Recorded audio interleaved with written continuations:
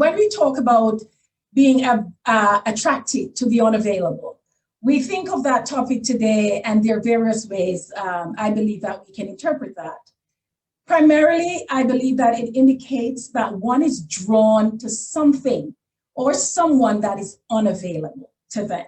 And I mentioned that earlier, that yes, sometimes we are drawn to things that are unavailable to us somehow, but we are still drawn and want to have it.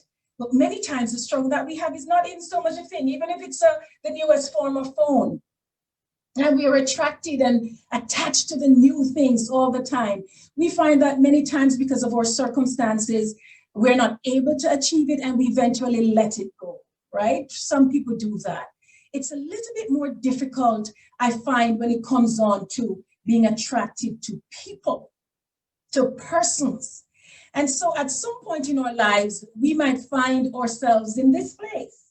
You may not have been there yet. You may have been there. You may be going through that situation. But many times, at some point in our lives, even once, I find that we might find ourselves in a place or a situation where we are attracted to people who are unavailable to us. And this has become a pattern for many people, right? It's not just a one-off thing. It's a constant cycle. So while the behavior can be intentional, it may also be an inadvertent act. Sometimes we think that people have control over this, and sometimes it seems that they have no control. It's like a pattern of behavior that they're not even aware of, and they continue to just be drawn, attracted, or even addicted, we might say, to people who are unavailable to them. There are different types of unavailability. And I thought today that I'd share 5 of them that I think are more common, especially in the realm in which I work and the context sometimes of some of the people that I have seen or have had issues with these kinds of unavailability or persons being unavailable to them in their lives. I've seen the mental unavailability, and that comes out when we think of the types. When one is mentally unavailable to you, it means that these are people who do not share their thoughts or their mind with you. It's difficult to know how they think. It's difficult to know what they're thinking. It is so difficult even to know how their thought patterns are working. What is it that they are thinking in the moment? And they don't include you. So often I've heard that, whether from my desk as a psychotherapist or in interaction with people generally in different groups and settings. And people struggle with this. People struggle with the fact that you have a friend, a close friend or a partner or someone you connect with and you think highly of, and yet they're unavailable to you in their thoughts. You never know what they're thinking. They don't share their thought pattern with you. As it were, you don't know what's in their mind, whether that concerns you or their career or future, and you seem to spill everything. You tell them everything. The first thought that comes to mind, you want to share it with this person, yet they share nothing with you. They seem so private and closed, and it's difficult to have conversations with this person because you feel like you do not know them. You don't know their minds. You don't know their thoughts. And these are people who are unavailable to you, yet you find you may be drawn mentally in that way to someone, but they are mentally unavailable. We have those who are emotionally unavailable to you. And many of us are more familiar with this because when we think of the emotions, we think of the feeling. And you say, I don't know, they seem to not feel anything for me.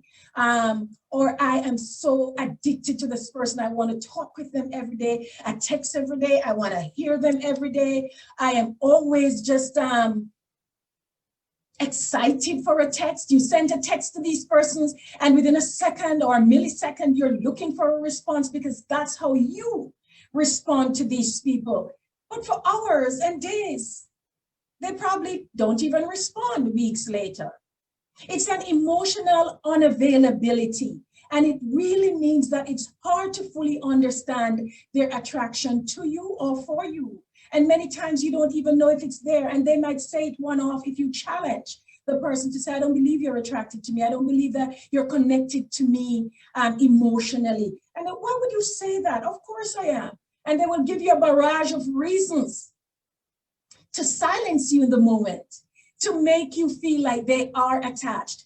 But you know the responses are not there. When someone is attracted to you, emotionally attached to you, they connect in the same way. They want to hear from you, whether it's in the hour or by the minute or at least within the day, despite the fact that they're working in between schedule, they try to reach out and so on. People who are not emotionally attached to you are not affected at all by the fact that there's something wrong with you not responding till a whole week or 2 weeks, or maybe even 72 hours before they respond to your texts or your messages or your connections or emails or whatever it is. Then we do have the social unavailability. And sometimes we see this, and it's probably even more, I would say, prevalent sometimes in the workplaces, or at least this one shows up in the workplaces quite a bit. These are those who do not avail themselves to you for interaction at all.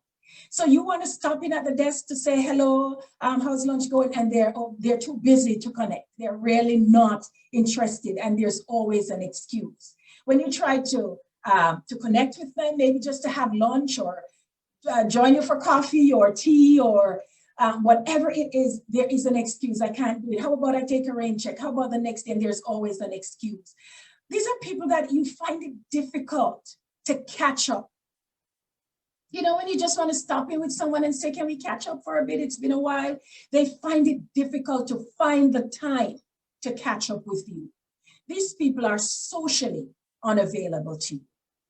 Yet we find ourselves worked up over these people, and we are the persons, many times the person reaching out or the person addicted and attracted to this, continue to move the boundary and to set a new date and a new date and a new date all the time. You're the one saying, okay, maybe 2 days we can catch up, and you send the date, you send the reminder, oh, they're never available. How about next week? And you keep imposing yourself in a way on these people, trying to get that catch up, that meet up, that moment of interaction, and they continue to evade you.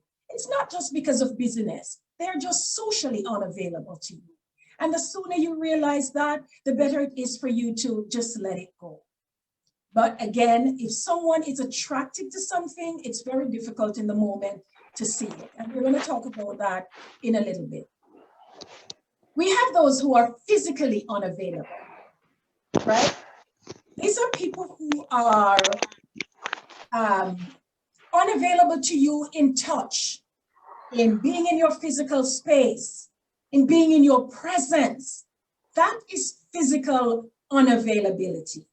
Now, understand that when someone is physically unavailable, it could be a partner, it could be your husband, it could be your wife, it could be your child, it could be your parent. When someone is physically unavailable, they don't like you touching them. They don't want to be touched by you. They don't want you to sit in the same couch with them. They don't want you in the same chair beside them. They feel it's almost like it's repulsive for them. And there are various reasons as to why that could be happening. We don't know. It's not just a surface thing. There could be lots of things going on. The point I want to make about that is that they are unavailable to you physically. And this affects even intimacy in relationships with people. They're in your space, but they don't want you there. You're in their space, they don't want you there. You can't even have them for presence. When you walk into the room, they walk out. When you sit in the couch that they're in, they move or they go to the other one. If you happen to be touching beside each other, or your hands just touch or a leg just touch, it's almost repulsive. And sometimes, unfortunately, these are people that you share a life with. They are your partners, their husbands, their wives. They're your intimate persons, their spouses. And if you are physically unavailable to someone that you share a relationship with, or they're physically unavailable to you, there are serious problems there, as with all the others, right? And remember that these are not just existing on their own. Sometimes we have all of these components together. And of course, we do have those who are spiritually unavailable to us, whether they are co-workers, whether they are friends, whether they are besties, whether they are partners, spouses, whoever, those who are not in agreement with you spiritually. And when I say that, this is not the same thing as doctrinal differences. I'm not talking about someone who believes that you should be vegan or you should be a meat eater versus not. We're not talking about doctrinal beliefs. We're not talking about someone who believes you should worship on this Saturday versus the Sunday, seventh day versus first day of the week. It's not about doctrinal issues. When someone is spiritually unavailable to you, there is no oneness in their faith with you, in the belief in faith and a greater power. That's what spiritual connection is. Your spirituality is understanding life outside of yourself and that there is a bigger and greater power who is able. And let me just make this clear that you may have someone who shares the same faith in terms of you're both Christians or whether you're both Muslims or whoever, whatever is the religious alignment and belief. However, it doesn't mean that they are available to you spiritually. Because many times people say these things, yet they believe that answers are within themselves. Solutions are found only within themselves. And there is no greater power that can do wonders or miracles or transcend the limits of human thinking. That's what it means to be spiritually unavailable. They're not connected with you. So when you're confronted by a burdensome situation and you are the spiritual person who believes that there is a God of the universe bigger than yourself who is able to take control of this, they don't get it. They don't understand it. They don't believe it. And therefore, it's difficult to move forward in any reasoning or even practice of faith with persons like this, irrespective of the role that they play in your lives, be they just friends or partners or spouses in any way. So these are the types of unavailability that we have. Someone can be one or all of these things: mentally unavailable to you, emotionally unavailable to you, socially unavailable to you, physically unavailable to you, and spiritually unavailable to you. And when you have that kind of experience, it definitely leads to a psychological unavailability because you want so much more from the relationship that you have or are trying to have with this person or these persons, and you find that it's not reciprocated, it's not given back, and it's very frustrating, and it's despondent in some cases because it's almost like there is no way out. You're tied into a friendship. You sit every day at meal with this person and they don't share their thoughts. They share no intention. Every discussion you raise, it is shut down or it is not entertained because they cannot be mentally available to you. And their emotions are so distant from you that they don't even see how painful this is for you. So then what do? They remove themselves from the space, or you have to remove yourself from the space, which becomes a physical unavailability. And there is no talk of, we pray about this and put this to the Lord, because you do not have a spiritual availability in this kind of relationship. So these are the types I want you to think of as we go through the others. So my question then is, why are you attracted to this? Why would you be attracted to someone who has all of these unavailability towards you, or one or two or three of them? It doesn't matter how many. If they fall into this any at all, or maybe you are into that category with someone, then the truth is, why are you there? Why are you attracted? Why are you in that space then?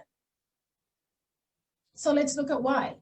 The root of the matter. And I think there's three things that jump out at me as I've talked to you before on this platform about nature and nurture, the whole biosocial factor and so on.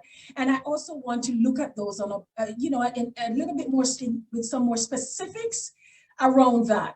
The first thing is that we cannot ignore the nurturing component of people who are unavailable. Or you know that someone is unavailable to you, and yet you are still attracted to this? What is drawing you to something that remains toxic for you or remains beneath what you want or beneath your value? So it comes a lot from, maybe then we have to go from the root. How were you raised?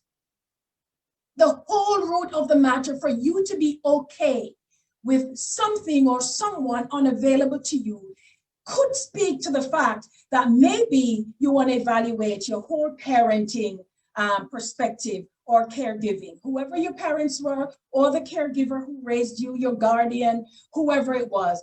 There's some things jumping out here when a client sits before me, and we deduce from it at the end of a session that you're really unattracted to someone who's unavailable. You're really attracted to someone who's unavailable to you. And it seemed to be a pattern. We want to jump right into looking at how they were raised. Let's talk about that. What was the relationship like in your home? Were you raised with a parent who was unavailable to you, never present, never had any time for you? Every time you wanted a one-on-one with that parent, be it a mom, a dad, a grandparent, whoever was that caregiver, because this is where it starts. This is where you learn to receive attention. This is where you learn value of yourself. This is where you learn your worth with your parents, your caregivers, your guardian, in your upbringing space. And so if the person or one off, maybe one parent, or maybe if there was only one parent, maybe that parent was so busy and usually unavailable. And it doesn't mean that it was intentionally unavailable. It could have been just situations and circumstances that existed at that time, whether they had to work 2 or 3 jobs to put food on the table. So they became unavailable to you as a child. But it shows that there could have been some measure of unavailability to you by a parent or that caregiver in that moment. And what comes out of that is that your need for attention or affection was also not modeled. So you didn't see that. You didn't see that person stopping to attend to you or to a sibling or maybe to each other if you had both parents. And even if they were your grandparents, it doesn't matter. Even if they were adopted parents, it doesn't matter. If that was modeled before you, where you saw the attention, one-on-one given, every now and again, attention was given to you, to your brother, to your sister, to that cousin, or to your mom by dad and the kids, to dad by mom and the kids, to your grandparents. You watch them interact and you notice how they stop to check in with each other and attention is given. That is something, when it's modeled, then the child learns to or grows up knowing that I am worth getting attention because that was given to me. When I asked for a time to speak, it was given to me. When I asked for a listening ear, it was given to me. When I asked for just maybe a moment to problem solve, it was given to me. So then that's a different kind of outcome from someone who never received much of that. And so you have to evaluate how you were nurtured. What were things like in your home? Is it that it was lacking? Attention was lacking, and therefore you continue to crave for that, which is why you continue to crave for someone who's unavailable to you. Because guess what? It is familial. You're used to not being given priority. You were never the priority, or given that priority, or given that time of day with anyone. So you begin to feel like this is the norm. It's okay. It's okay, I'm used to that. This is how I was raised. Nobody really spent time. It's the norm. And then you begin to think that that is the norm, and it's very rarely that attention is given. So you have it backwards because of what was modeled for you. So this is an environment that we call an invalidating environment, an environment in which you were not heard or given time. And heard not meaning that your parents or caregivers believed in everything you said or just listened to everything you say without disagreeing. That's not what it means. It means that if you were never given time, you said, I'd like to say something, or I'd like to share a matter with you, or I'd like for you to review my homework, or I'd like for you to see this. And that time was never given to you. It was constantly, I don't have time, no. Maybe tomorrow, and tomorrow never comes. what you've grown to know and to accept is what is called the absence of attention. And therefore, you begin to feel like someone being unavailable to you is the norm. So that's one reason. That could be what is the real root of the matter for people who continue to I don't know, in a way, sometimes just keep, it's like an addiction, just drawn to people who are not available to you. And that could be where the real problem is. It could also be, doesn't have to always be nurture. Maybe you got the attention growing up. Maybe you were respected and time was given and you were loved and it was shared equally and you grew up in a very validating and at least as much as possible healthy and functional home. So then why would you still be drawn to someone unavailable? And it could be number two, your need to protect yourself. So maybe you were hurt badly over and over. You've had no luck with some of the friendships and the relationships you've chosen over the years. And so you begin to build a kind of wall around yourself. And what that wall does is to protect you from any further hurt. So what do you do in the meantime is that you decide that I will only relate and attach myself to people who can't fully commit to a friendship with me or a relationship with me because they won't ask anything of me. I know they're not available. In some cases, these people even already have families, if it's some relationships, drawn to women who are drawn to married men who are drawn to married women. Why is that? Why is that? Relationships with people that you already know. Some of these people have these persons, be they the male, the female, they have so many families and you're aware that they do have them. You're aware there are 2 other women out there. You're aware there are 3 other men out there. Yet you're drawn to these relationships or relationships with these persons still. So you need to ask yourself, why? Why am I attracted to something that I can never have? It's never available to me. So is it how I was raised and I don't know what the norm is and healthy looks like? Or 2, is it that I'm protecting myself? I've been hurt so many times in my life that I decide, you know what, I'm not going to expose myself to any further hurt. So if I get myself drawn to something that's unreachable, then I don't have to commit to it. So I can just tell myself I'm playing a game. And so it protects you from further hurt. It protects you from past failures because you don't want to fail again. And therefore you continue the cycle of the attraction and the attention with something you can't have, because then you don't have to have it and it's okay because that protects you. So therefore you don't need to commit to it. And the third thing is that sometimes it's an insatiable need for attention. You've been raised in a healthy environment where you received attention. It was given to you, affection was shown to you. Maybe you had past hurts and so on, but you've worked through them and you're kind of okay with that. But yet you are still at a place where you continue to run after people.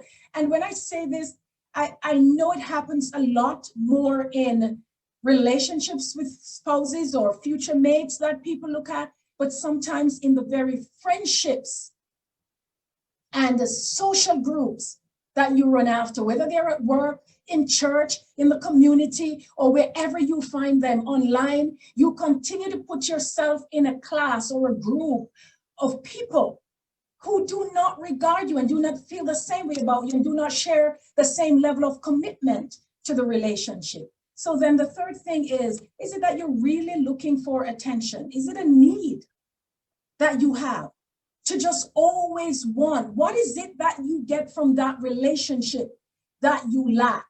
What is it that you need? Is it a lack in your upbringing, in how you were raised, that you were never given attention? You were never told how beautiful and gifted you are. You were never told how creative you are or your abilities. You were never praised, really, irrespective of what the praise is. So you're not used to that. So someone jumps on the scene and every time they praise you for something, you are drawn and attracted, even though you know you can't have them. Even though you know you don't fit in that relationship. Even though you know you are not going to fit into that friendship. but because you receive the one thing you're running after, which is attention, then you get addicted, aligned, and even when you are being insulted, judged, told mean things, demeaning even, you still sit, you stay in it, or you continue to gravitate towards it. And so could it be that there's also that you're in a relationship, but you're still drawn to an external relationship because there is a lack in your current relationship. So there's a need for attention because you don't have that where you are right now. You don't have it at home. You don't have it with your spouse. You don't have it with the one person that's left in your life as your bestie. So you continue to search for something that is unattainable, unreachable. It's not good for you, and you do know, but it's like you are drawn and you can't bring yourself out of it. And so is it that you have a need to feel that sense of belonging? I want to belong. I want to feel like I'm worth something. I want to feel like I'm good enough. And this is where I get it, even though you know it's not good for you. So that could be the root of the matter.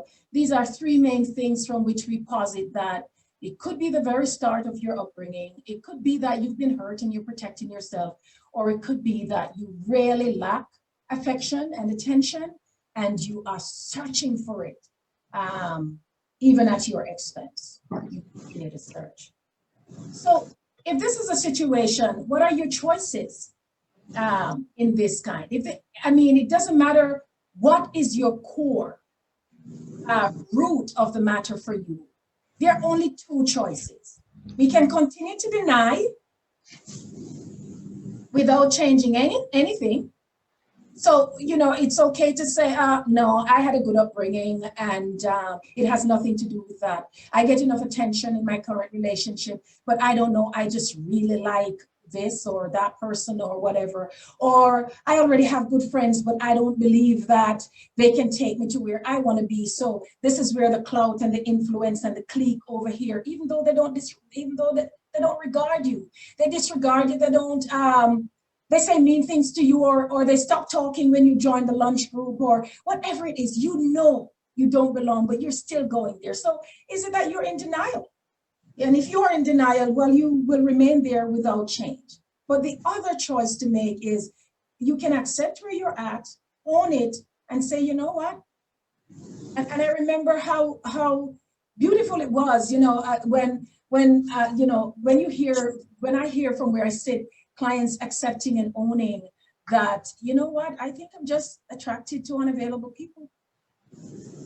Accept it, and to say, I want to do something about it, that's the other choice, right? There are really two ways out of this. We can continue to live in an unhealthy, dysfunctional, or to remain in unhealthy, dysfunctional relationships with people who are unavailable to us, because that's a choice.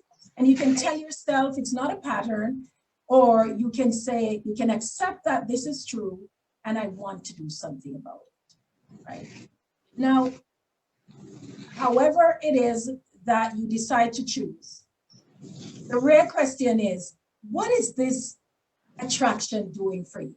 What is this addiction to this person, this attraction, this drive to these people doing for you? How is it working for you?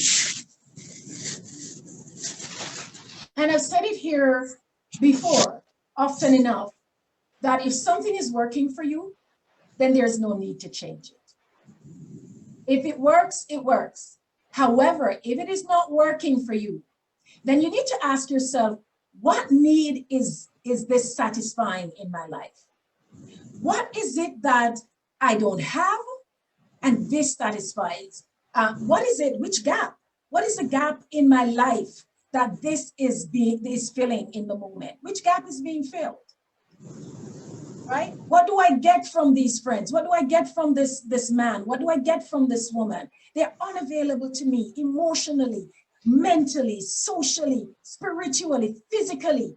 I can't even touch them, and I know that, but I just stay, because every now and again they send you a nice little text once every 3 weeks, once a month. Or what is it? What gap is that filling for you? What is the need that you have that is filling? And if you can answer that, then you need to ask yourself, is this a long-term gain or is it short-term? Is it filling a need right now, or this is something that has a long-term effect on my life? And so you need to categorize the gap that you have and the need that's being filled over a period of time, right? Because it will fill a need right now. 10 years down the road, will it still fill that need? Because you can't ever have that person, right? I've seen it. It's such a sad thing to watch people, so many people, or to know of it, or even in your own life, to see it play out before you, where you know. And you see what? When we're watching movies and you see people being drawn to unavailable people, oh, we sit and we, oh my God, you're so stupid. Oh, you're stupid. Why are you doing that? And we can berate all we want. Something that's staged in Hollywood and it's shown on our TV and in whatever medium we watch them. But when they play out in our lives, we tend not to see them being drawn to the unavailable people. What is the purpose of that? Which gap is it filling for you? Now, in order for change to take place in our lives, we have to check the 3 boxes that I gave you earlier. Is this problem a matter of nurture? Is this a nurturing issue? I was never given attention or not enough. I was raised with one or both parents, guardians, caregivers who were unavailable to me, and therefore I always had a need for attention from someone else because I wasn't given enough of it. Or maybe there were too many people in the home for you to get enough. And sometimes it doesn't matter. You can have the same people raised in the same home with the same parents, and some desire so much more. Where is that coming from? What is that coming from? You have to figure out what is it that you've always wanted, never had. And if you were to get it, what would that do for you? And so evaluate that. If it's a nurture issue, if it's something about how you were raised, trust me, I say this to you right now, that there's hardly anything you can do to fix this reality. Right? You're grown up already. For some people, the parents are dead. The caregivers are gone. The people that you feel deprived you are no longer here to fix it. And there's no way they could go back and change everything that they could have in your first 7 years or so.